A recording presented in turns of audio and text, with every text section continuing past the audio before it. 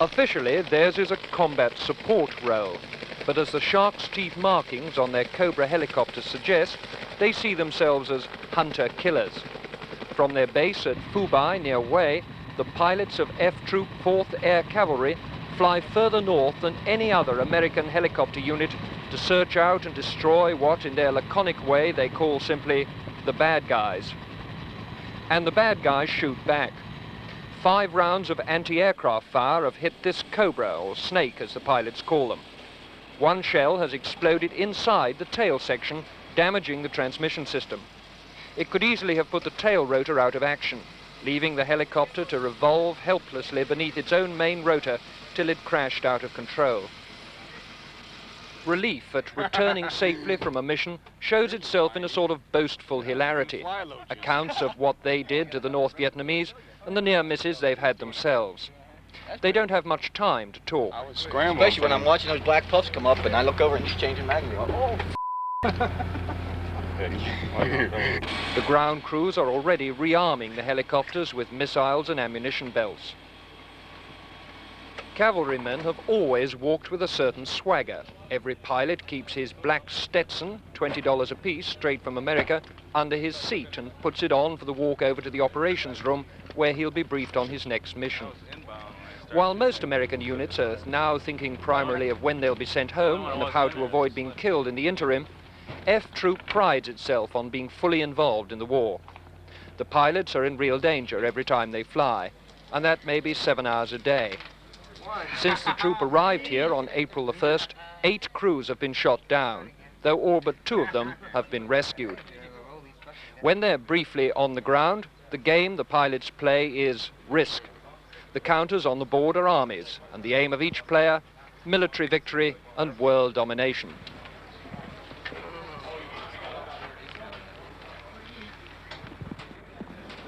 The winner of this game, Captain Dan Lott. As leader of the Loach helicopters, the little birds that fly ahead of the Cobras looking for trouble, he takes perhaps more risks than the other pilots. So many of the American units now working in this war, B-52 pilots, for example, or the fleet at sea, operate a long way from their target. Perhaps they never see it except by radar or something like that, or because a spotter tells them it's there. You're right in on the ground. How does it feel to sort of tackle the enemy at close quarters like that? It's exciting. It's something that you've trained to do for an extended period of time, and you find that when you do it, initially going out on a mission, of course, you feel the same fear that anybody else feels when they realize that you might go out and get hit. It's sometimes said that your unit is the only one that's still enjoying this war. I wouldn't say enjoying it, I'll say perhaps participating. Some people enjoy it, some don't. Some just go out and do it as a job. It's a daily grind. What is it to you?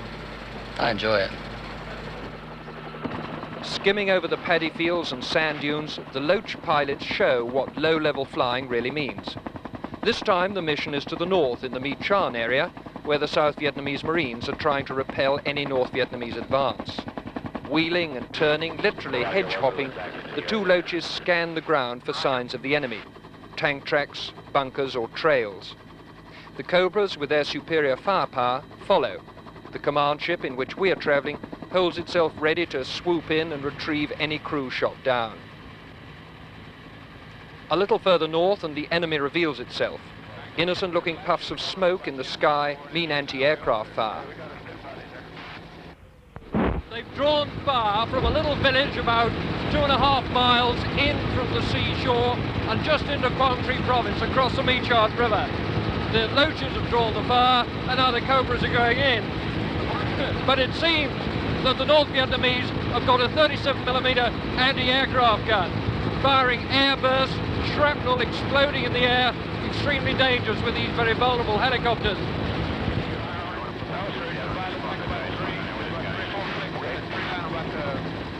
On the ground, it's the noise of exploding artillery and mortar rounds, the shattering din of small arms fire that means danger.